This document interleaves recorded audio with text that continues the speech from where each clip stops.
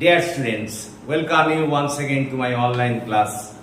দেখো, আজ আমরা একটা গুরুত্বপূর্ণ ক্লাস নিয়ে তোমাদের জন্য চলে এসেছি এবং ক্লাসটি হলো একাদশ শ্রেণীর ক্লাস।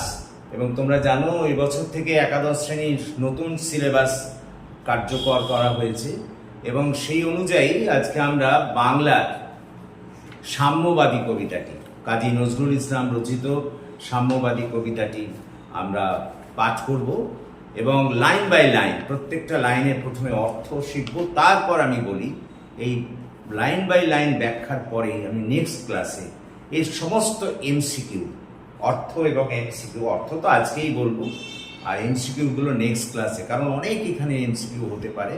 সেই এমসিকিউগুলো আমি নেক্সট ক্লাসে মানে টুমরো আমি সেগুলোকে দিয়ে দেব। ক্লিয়ার? কিন্তু এই কবিতাটি প্রত্যেকটি পংক্তির অর্থ তোমাকে বুঝতেই হবে, নাহলে কিন্তু কিছুতেই ওই কিছু করতে পারবে না। ক্লিয়ার? সুতরাং এসো আজ আমরা শুরু করি। সাম্যবাদী কবিতাটির নাম এবং বলে নেওয়া ভালো, কাজী নজরুল ইসলামের একটি বিখ্যাত কাব্যগ্রন্থ আছে, কাব্যগ্রন্থটার নামও হচ্ছে কিন্তু সাম্যবাদী। সেখান থেকে কিন্তু এই কবিতাটি উদ্ধৃত হয়েছে এবং কাজী নজরুল ইসলাম সম্পর্কে বিশেষ কিছু বলার রাখে না, কারণ আমরা সবাই জানি যে কাজী নজরুল ইসলাম ছিলেন আমাদের বাংলা সাহিত্যের একটা অমূল্য সম্পদ। শুধু বাংলা সাহিত্যের কেন, আমাদের এই ভারতবর্ষে যে সমস্ত কবি বা সাহিত্যিকেরা জন্মগ্রহণ করেছেন সেই সব কবি সাহিত্যিকদের মধ্যে প্রথম সারির কবি ছিলেন তিনি। তার প্রথম এবং প্রধান পরিচয় হলো এই যে তিনি ছিলেন একেবারেই ধর্ম নিরপেক্ষ এবং একজন প্রকৃত অর্থে মানবতাবাদী কবি, প্রকৃত অর্থে মানবতাবাদী কবি। অবশ্য তিনি আরও একটি বিশেষ নামে পরিচিত, সেটি হলো তিনি বিদ্রোহী কবি। যা কিছু অন্যায়, যা কিছু অবিচার, তার বিরুদ্ধে জিহাদ ঘোষণা করতেও তিনি কোনোদিন দ্বিধা করেননি। তো যাই হোক, আজ আমরা কাজী নজরুল ইসলামের সাম্যবাদী কবিতাটি পাঠ করব। আমি এই সাম্যবাদী কবিতাটা পড়ার আগে, লাইন বাই লাইন পড়ার আগে একটা মূল কথা বলে নিই। দেখো, এই কবিতাটা যদি আমরা পাঠ করি তাহলে একটা জিনিস দেখব যে কবি এখানে মানবতাবাদের জয়গান গেয়েছেন। কবি মানুষে কোনো ভেদাভেদ চান না, কোনো দিক দিয়ে, ধর্ম বলো, জাত পাত, যা কিছু, অর্থ বলো, কোনো ধরনের ভেদাভেদ চান না। তিনি মানুষকে কেবলমাত্র মানুষ হিসেবেই দেখতে চান। সেই মানবতাবাদের জয়গান তিনি গিয়েছেন এবং তিনি মনে করেছেন যে মানুষের যদি এই মানুষ কেবল যদি মানুষকে মানুষ হিসেবেই দেখে তাহলেই কিন্তু সেখানে প্রকৃত সাম্য বা সমতা স্থাপন করা সম্ভব হবে। জাত পাত, ধর্ম, বর্ণ সমস্ত কিছু ভুলে গিয়ে মানুষ যদি বলতে পারে সেই কবি চণ্ডীদাসের মতো সবার উপরে মানুষ, সত্য তাহার উপরে নাই, তবেই একমাত্র সত্যিকারের সমতা বা সাম্য স্থাপিত হবে। কবি সেই কারণে এই কবিতায় আমরা দেখব ওই মানবতাবাদের কথাই বলেছেন। আর একটা কথা তিনি বিশেষ গুরুত্ব দিয়েছেন, তিনি বলেছেন যে আমাদের হৃদয়ই হলো সব, এখানেই সব কিছু আছে। আমাদের হৃদয়েই আমাদের ঈশ্বরের অবস্থান, আমাদের হৃদয়েই সমস্ত জ্ঞানের অবস্থান। সুতরাং প্রত্যেকটা মানুষকে তার হৃদয়কে বুঝতে হবে। নিজের হৃদয়কে যদি সে বুঝতে পারে তাহলে কিন্তু তার আর অন্য কোনো কিছুর প্রয়োজন নেই, বাইরের কোনো প্রয়োজন হবে না যদি সে তার নিজের হৃদয়কে বুঝতে পারে। অর্থাৎ দুটো জিনিসের ওপরে তিনি এখানে গুরুত্ব দিয়েছেন। এক, তিনি মানবতাবাদের জয়গান গেয়েছেন, সমস্ত ধরনের বৈষম্য অসাম্য দূর করে মানুষকে কেবলমাত্র মানুষ হিসেবেই দেখতে চেয়েছেন। আর একটা জিনিস যেটা করতে চেয়েছেন সেটা হচ্ছে মানুষকে বলেছেন যে প্রত্যেকটা মানুষের উচিত তার হৃদয়কে অনুধাবন করা, কারণ হৃদয়ের মধ্যেই সব কিছুর অবস্থান করছে। মানুষ যদি হৃদয়ের আহ্বান শোনে, মানুষ যদি তার হৃদয় দ্বারা পরিচালিত হয় তাহলে আর তার অন্য কোনো কিছুর ওপরে নির্ভর করার দরকার হয় না। এটা হলো মূল কথা। এবার এসো আমরা প্রত্যেকটা লাইন পড়ব, প্রত্যেকটা পংক্তি পড়ব, পড়ে তার সেই অর্থটা বোঝার চেষ্টা করব। কি বলছেন শোনো, গাহি সাম্যের গান। গাহি মানে তো গান করা, তোমরা জানো। আর সাম্যের গান মানে সমতার গান, অর্থাৎ আমি সমতার গান গাই, যেখানে আসিয়া এক হয়ে গেছে সব বাধা ব্যবধান।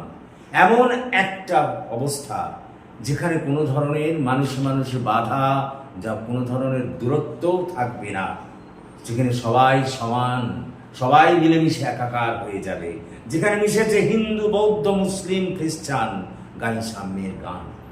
যেখানে হিন্দু, বৌদ্ধ, খ্রিস্টান, যে কোনো ধর্মাবলম্বীরা সব কিছু ধর্ম, জাত পাত ভুলে গিয়ে মানুষকে মানুষ হিসেবে গণ্য করতে পারবে, আমি সেই সমতার গান গাই। অর্থাৎ দেখো এখানে সেই এক কথা কবি বলছেন যে যে ধর্ম, জাত পাত সব কিছু ভেদাভেদ ভুলে মানুষ যখন কেবলমাত্র মানুষকে মানুষ হিসেবে বিবেচনা করবে, তখনই সেখানে সাম্যের পরিস্থিতি সৃষ্টি হবে। এবং কবি সেই সমতার বা সেই সাম্যের গানই গেয়েছেন, যেখানে কোনো ব্যবধান থাকবে না, যেখানে মানুষে কোনো ভেদাভেদ থাকবে না, জাত পাত ধর্ম বর্ণ তাদের কখনো পৃথক করতে পারবে না, তারা সবাই নিজেকে কেবলমাত্র ঈশ্বরের সন্তান মানুষ হিসেবে জ্ঞান করবে। কবি সেই সমতার জয়গানই এখানে গেয়েছেন। পরের লাইন দেখো, কে তুমি? বলছেন কবি, তুমি কে? পার্সি। তোমরা জানো পারস্য দেশের লোককে বলা হয় পার্সি। জৈন, যারা মহাবীরের অনুগামী তাদের তোমরা জানো সবাই জৈন বলা হয়। ইহুদি, সাঁওতাল, সাঁওতাল যেন আমাদের যে উপজাতি সম্প্রদায় আছে, নৃগোষ্ঠী আছে, সেই হচ্ছে তার সাঁওতাল। ভিল, ভিলও আমাদের এখানে এক ধরনের উপজাতি। গারো, গারো এক ধরনের উপজাতি যারা সাধারণত গারো পাহাড়ি অঞ্চলে থাকে। কনফুসিয়াস, ইনি হলেন একজন চীনা দার্শনিক। চারবাক চালা, চারবাক মানে হচ্ছে সেই সম্প্রদায় যারা ঈশ্বরে বিশ্বাস করে না, নাস্তিক সম্প্রদায়। তুমি কি তাদের শিষ্য? বলে যাও, বলো আরো, বন্ধু যা খুশি হও। অর্থাৎ তুমি কে? তুমি কি পার্সি?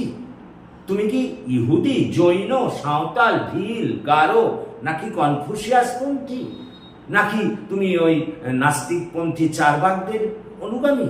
তুমি যে খুশি, যা যা খুশি তুমি হতে পারো, যা খুশি তুমি এই সম্প্রদায়ের যে কোনোর মধ্যে তুমি হতে পারো। কথাটা বোঝার চেষ্টা করো। কিন্তু তোমার পরিচয় তো তুমি মানুষ। হতে পারো তুমি পার্সি, হতে পারো তুমি জৈন, হতে পারো তুমি ইহুদি, হতে পারো তুমি কি বলতো ভিল বা গারো, কনফুসিয়াস পন্থী বা চারবাকদের চেলা। যাই হও না কেন, তোমার তো সবচেয়ে বড় পরিচয় যে তুমি মানুষ, সেটা তোমার ভুললে চলবে না। বন্ধু যা খুশি হও, তুমি এদের মধ্যে যা খুশি হতে পারো।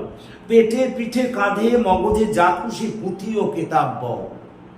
ন্যাচারালি, স্বাভাবিকভাবে তুমি বিভিন্ন জায়গা থেকে তুমি নানা ধরনের জ্ঞান, সে তুমি পেটে পিঠে কাঁধে মগজে সব জায়গায় যত খুশি তুমি জ্ঞান অর্জন করতে পারো। কোরআন, পুরাণ, কোরআন তোমরা জানো ইসলাম ধর্মাবলম্বীদের পবিত্র ধর্মগ্রন্থ। পুরাণ হিন্দুদের, বেদ বেদান্ত এটাও হিন্দুদের ধর্মগ্রন্থ।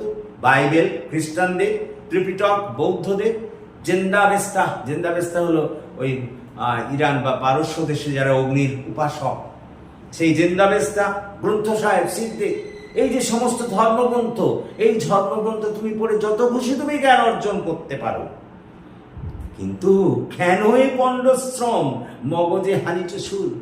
কবি প্রশ্ন করেছেন যে তুমি পার্সি, জৈন, খ্রিস্টান যেই হও না কেন, এবং তুমি এই যে কোরআন, পুরাণ, বেদ বেদান্ত এইসব ধর্মগ্রন্থ পাঠ করে যত জ্ঞানই অর্জন করো না কেন, এগুলো তোমার একেবারে পণ্ডশ্রম, ব্যর্থ। তোমার এই শ্রমের কোনো মূল্য নেই।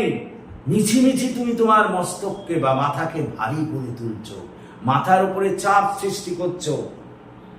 দোকানে কেন এই দর কষাকষি?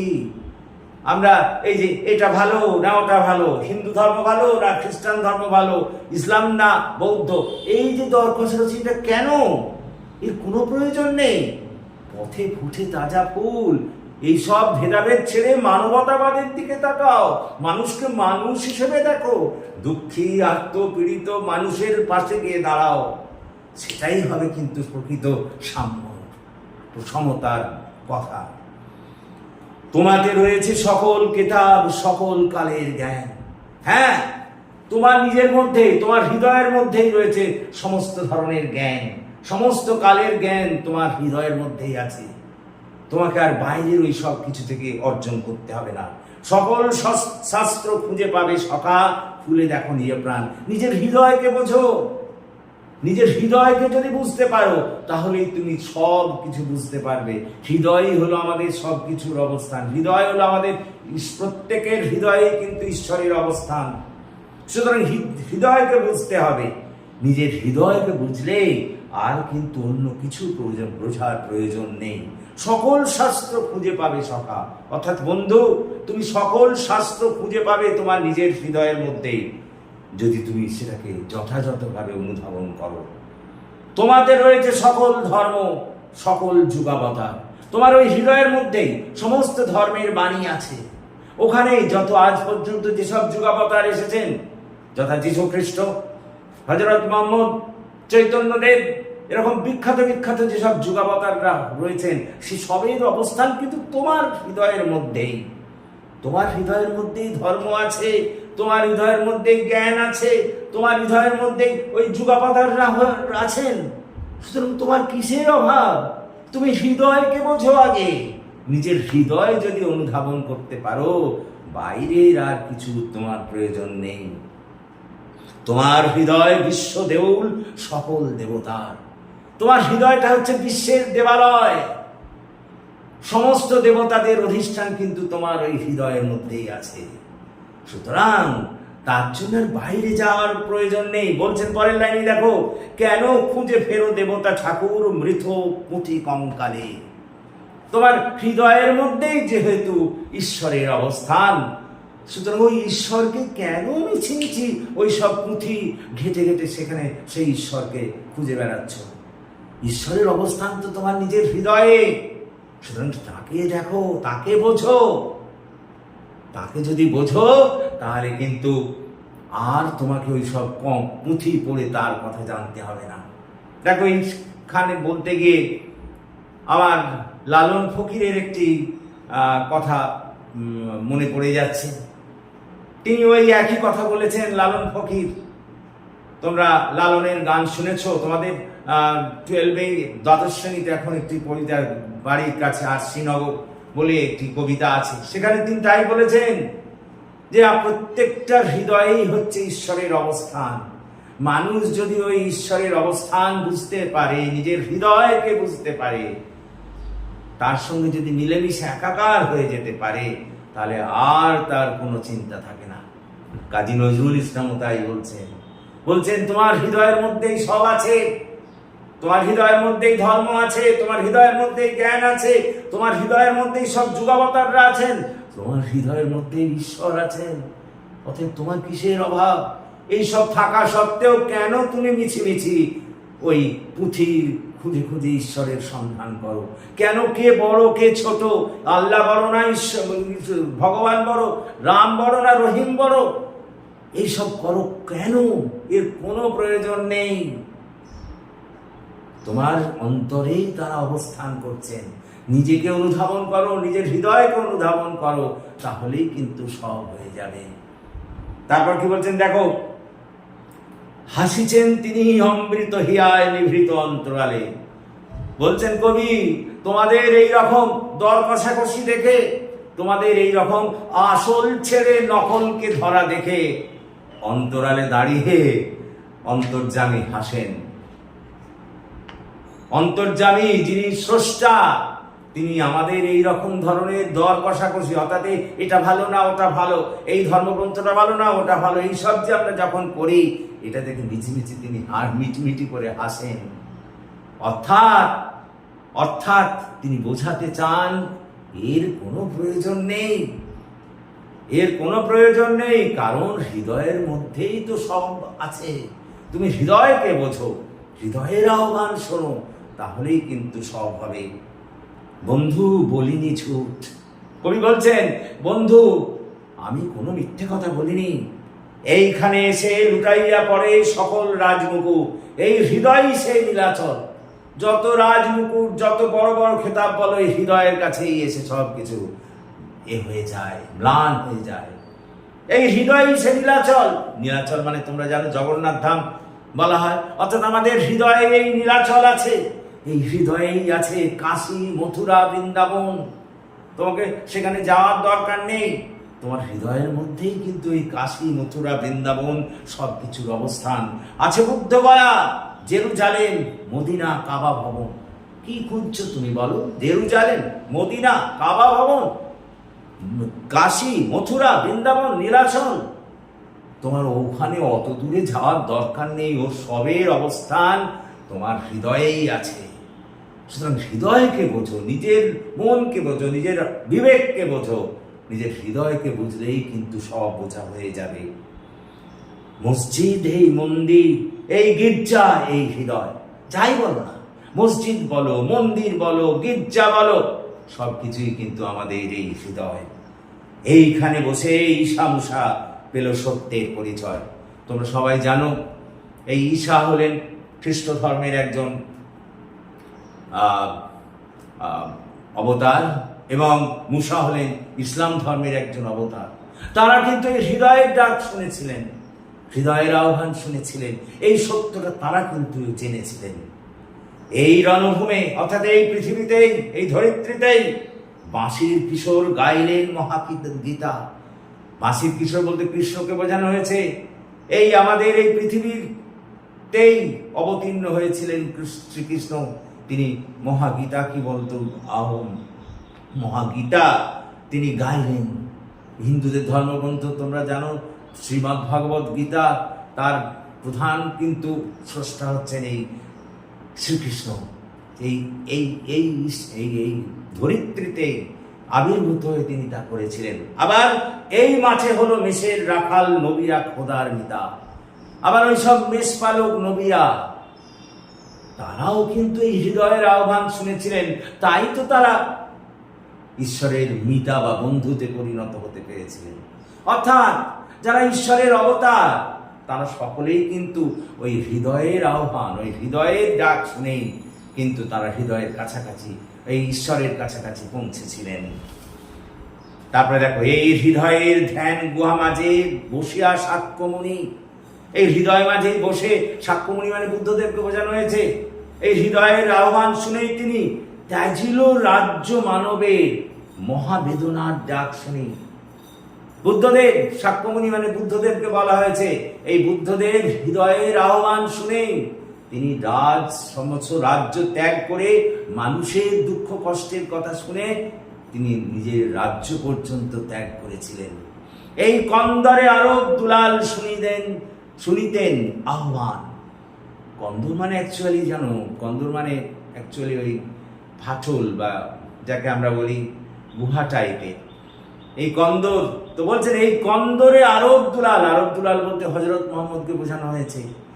এই গুহাতে বসেই তিনি হৃদয়ের আহ্বান শুনেছিলেন।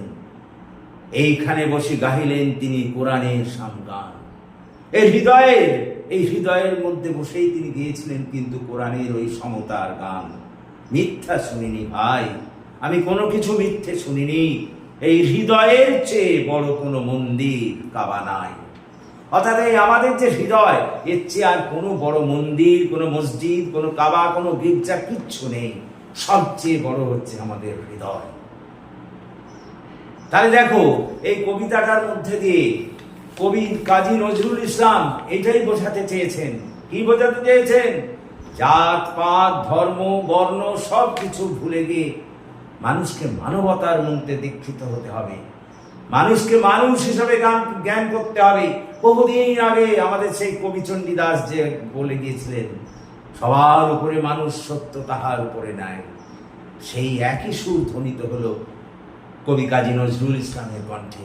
তিনি বলতে চাইলেন, বৌদ্ধ, খ্রিস্টান, হিন্দু ওই সব ভেদাভেদ ভুলে যাও, মানুষকে মানুষ হিসেবে জ্ঞান করো, তাহলেই একমাত্র সাম্যের পরিস্থিতি সৃষ্টি হবে, সমতার পরিস্থিতি সৃষ্টি হবে। পরক্ষণে বলেছেন যে তুমি কে?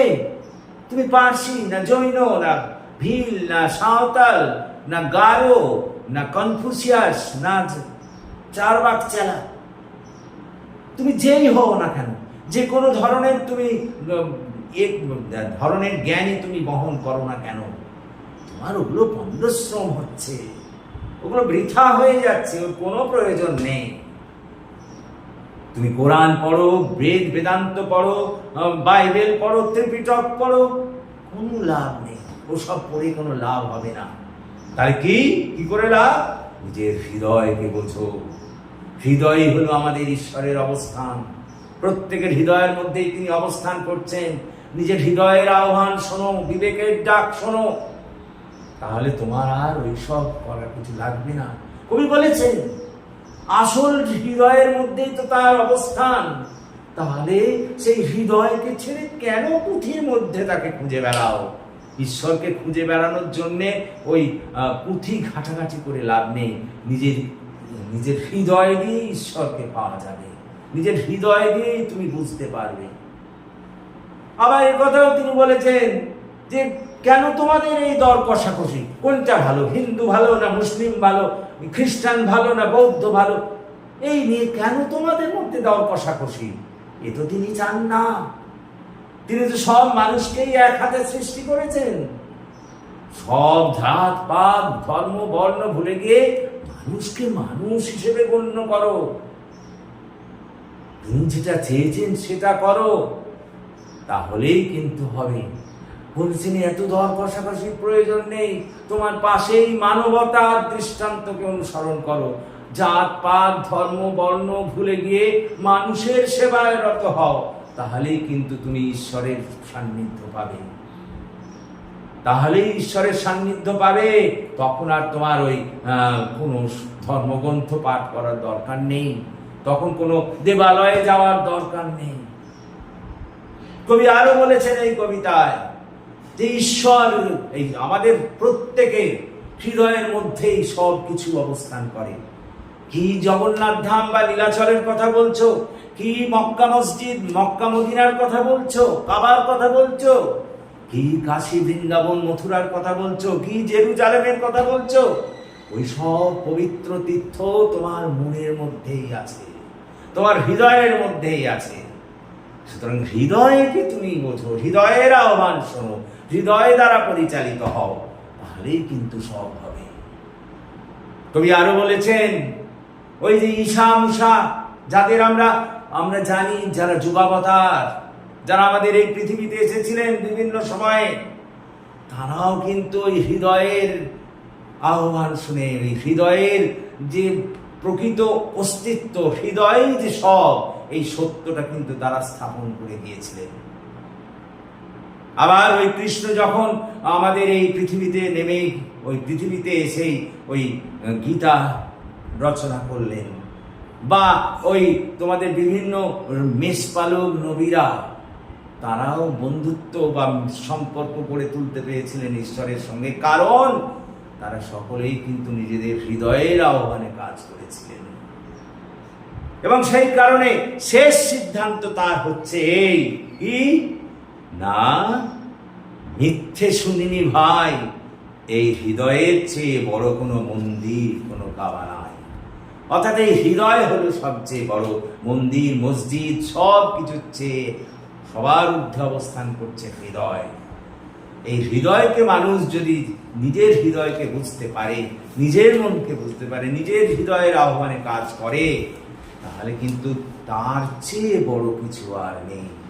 মন্দির মসজিদ কোনো কিছুই তার কাছে আসবে না, যদি মানুষ তার হৃদয়ের আহ্বানে সাড়া দিয়ে সব কিছু করে, হৃদয়কে যদি সে বোঝে, হৃদয় অনুযায়ী যদি সে কাজ করে। দেখো, এই হলো আমাদের লাইন বাই লাইন এক্সপ্লেনেশন। এরপরে কিন্তু আমি তোমাদের কতগুলো শব্দের অর্থ বলে দিচ্ছি, তোমরা এই শব্দের অর্থগুলো লিখে নাও। আমার পরের যে এটা থাকবে ভিডিওটা, সেটা সম্পূর্ণরূপে সব নেক্সট ডে, মানে টুমরো, কালকেই আমি সেটাকে আপলোড করব। সেটা হচ্ছে সব এমসিকিউ, যত এমসিকিউ এখান থেকে হতে পারে। যেমন মনে করো তোমাকে হয়তো পার্সি কে, পারস্য দেশের মানুষ, ভারতবর্ষের মানুষ, এরকম করে 4-5টা অপশান দেবে। তুমি জানো পার্সি হচ্ছে পারস্য দেশের মানুষকে বলা হয়। জৈন কারা? মহাবীরের অনুগামী, বুদ্ধদেবের অনুগামী, হযরত মুহাম্মদের অনুগামী। তোমাকে ওখানে লিখতে হবে মহাবীরের অনুগামী। আমি এইরকম সমস্ত এমসিকিউ গুলো নেক্সট দিন মানে আগামীকালই সব আপলোড করব। তবু আমি তোমাদের মানেগুলো এখানে বলে নিই। সাম্য মানে তো সমতা, তোমরা সবাই জানো, বা সমান হওয়া। আচ্ছা, ব্যবধান মানে তো জানো দূরত্ব। তারপর মনে করো পার্সি মানে যিনি পারস্য দেশে থাকেন। জৈন মানে মহাবীরের যারা অনুগামী। সাঁওতাল মানে আমাদের একটি নৃগোষ্ঠী বা উপজাতি। ভিলও আমাদের দেশের একটি উপজাতি। গারো ওই উপজাতি সম্প্রদায়ভুক্ত। কনফুসিয়াস ইনি একজন চীনা দার্শনিক। কথাটা বোঝার চেষ্টা করো। চারবাক, চারবাক হলেন আমাদের দেশে ওই নাস্তিকপন্থী দার্শনিক। চারবাক চেলা মানে চারবাকদের অনুগামী। আচ্ছা, তারপর দেখো বলা যে কোরআন যেন ইসলাম ধর্মাবলম্বীদের পবিত্র ধর্মগ্রন্থ। বেদ বেদান্ত এটা হিন্দু ধর্মাবলম্বীদের ধর্মগ্রন্থ। বাইবেল খ্রিস্টানদের ধর্মগ্রন্থ। ত্রিপিটক বৌদ্ধদের। জেন্দাবেস্তা এটা হচ্ছে পারস্য দেশের যারা অগ্নির উপাসক তাদের। গ্রন্থ সাহেব হচ্ছে শিখদের ধর্মগ্রন্থ। তারপরে পণ্ডশ্রম কথার অর্থ হলো ব্যর্থ শ্রম, মানে শ্রমটা নষ্ট হয়ে যাওয়া। মগজ মানে তো মাথা বা মস্তিষ্ক। তারপরে দেখো নেক্সট সখা মানে বন্ধু। তারপরে দেখো যুগাবতার মানে যারা যুগে যুগে যারা ঈশ্বরের দূত হিসেবে এসেছেন তাদেরকে যুগাবতার বলা হয়। বিশ্ব দেউল মানে বিশ্বের মন্দির, দেউল মানে মন্দির। তারপরে দেখো অন্তরালে মানে আড়ালে। তারপরে দেখো ঝুট, ঝুট তো হিন্দি শব্দ, আসলের কথা হচ্ছে মিথ্যে, তাই না? এটা কিন্তু তোমাদের এমসিকিউ এ দেখতে পারে। ঝুট শব্দটির ব্যুৎপত্তিগত অর্থ লেখো, তখন কিন্তু ওই হিন্দি প্রতিশব্দ হিন্দি থেকে যেটা এসেছে সেটা লিখতে হবে। তারপরে দেখো নীলাচল মানে হচ্ছে জগন্নাথ ক্ষেত্র, তোমরা সবাই জানো। কাশী, মথুরা, বৃন্দাবন এগুলো সবই হিন্দুদের তীর্থস্থান। বুদ্ধগয়া বৌদ্ধদের। জেরুজালেম, জেরুজালেম কিন্তু তিনটি ধর্মের, জেনে রাখো। এক হচ্ছে ইহুদি, দুই হচ্ছে খ্রিস্টান এবং তিন হচ্ছে ইসলাম। এই তিন ধর্মাবলম্বীদের এই তীর্থস্থান কিন্তু জেরুজালেম। মদিনা তোমরা জানো ইসলাম ধর্মাবলম্বীদের এটি তীর্থস্থান। কাবা নিঃসন্দেহে জানো এটাও ইসলাম ধর্মাবলম্বীদের সঙ্গে জড়িত। মসজিদ মানতে জানো যেখানে ইসলাম ধর্মাবলম্বীদের উপাসনা গৃহ। মন্দির মানে হিন্দুদের উপাসনা গৃহ। গির্জা মানে হচ্ছে খ্রিস্টানদের উপাসনা গৃহ। ঈশা হচ্ছেন খ্রিস্ট ধর্মের একজন যুগাবতার। মুসা হচ্ছেন ইসলাম ধর্মাবলম্বীদের একজন যুগাবতার। আর বাঁশির কিশোর বলতে এখানে অবশ্যই বোঝানো হয়েছে আমাদের শ্রীকৃষ্ণকে। আর মিতা মানে বন্ধু। খোদার মিতা মানে খোদার বন্ধু। রাখাল নবী, মেষের রাখাল মানে যারা মেষপালক রাখাল হিসেবে বলা হয়, বুঝতে পেরেছি। ইসলাম ধর্মাবলম্বীরা মনে করেন যে মেষপালক হিসেবেই তারা এসেছিলেন এবং তাদের সঙ্গে খুব ঘনিষ্ঠ সম্পর্ক ছিল আল্লাহ বা ঈশ্বরের। তারপরে দেখো কন্দর মানে তো বললাম গুহা বা ওই পাহাড়ের ফাটলকে সাধারণত কন্দর বলা হয়। আরব দুলাল বলতে কিনে হজরত মোহাম্মদকে বোঝানো হয়েছে। তারপরে দেখো নেক্সট সবই তো বললাম, এর মধ্যে আর তো কোনো বাকি নেই। কোরআন তো বললাম যে ইসলাম ধর্মাবলম্বীদের পবিত্র গ্রন্থ, পবিত্র গ্রন্থ। গ্রন্থ সাহেবও তো বললাম শিখদের পবিত্র ধর্মগ্রন্থ। তো এইরকম আমরা আজকে সাধারণ শুধু অর্থগুলো বললাম। সামনের দিন মানে আগামীকাল তোমরা আমাকে ফলো করো, প্লিজ ফলো মাই চ্যানেল। আগামীকাল এখান থেকে কিন্তু সমস্ত MCQ, you will get all the MCQs. এবং আমি যেভাবে এমসিকিউ করবো আমি বলে নিই তোমাদের, একেবারে প্রত্যেকটা লাইন থেকে যাতে তোমরা কোনোভাবে এখান থেকে বঞ্চিত না হও। দেখো তোমরা যদি আমার ঈশ্বরচন্দ্র বিদ্যাসাগর কবিতাটির এমসিকিউগুলো দেখো তাহলে দেখবে, তোমরা দেখতে পারো, আমি অলরেডি আপলোড করেছি। ঈশ্বরচন্দ্র বিদ্যাসাগর এর কবিতাটার লাইন বাই লাইন এক্সপ্লানেশনও করেছি, তার অর্থগুলোও লিখিয়ে দিয়েছি এবং তারপরে তার এমসিকিউও লিখিয়ে দিয়েছি। তোমরা যদি আমার চ্যানেলটাকে দেখো তাহলেই তোমরা কিন্তু সেগুলো দেখতে পাবে। সুতরাং আজ আমি এখানেই থামবো। Let us stop here today. So that's all. আশা করি তোমরা বুঝতে পেরেছো। যদি তোমরা বুঝতে পারো তাহলে প্লিজ তোমরা এই ক্লাসের কথা তোমাদের বন্ধু বান্ধবদের মধ্যে শেয়ার করো, তাদেরও এই ক্লাসে জয়েন করতে পারো। আমি কিন্তু নৈমিত্তিকভাবে তোমাদের ক্লাস নিই। আমার যদি চ্যানেল তোমরা কেউ ফলো করো তাহলেই সেটা কিন্তু বুঝতে পারবে। So that's all for this day. So thank you for watching and listening. Please আমার এই যে আমি তোমাকে যে এতক্ষণ যে লিখতে দিলাম যদি তোমাদের ভালো লাগে তাহলে একটা লাইক তো আমি আশা করতেই পারি। এবং একই সঙ্গে তোমরা যারা এখনও আমার এই চ্যানেলটিকে সাবস্ক্রাইব করো, প্লিজ সাবস্ক্রাইব মাই চ্যানেল, আমাকে এগিয়ে আসতে সাহায্য করো, যাতে আমি তোমাদের আরও ভালো করে সেবায় লাগতে পারি বা কাজে লাগতে পারি। So that's all for this day. Have a good day.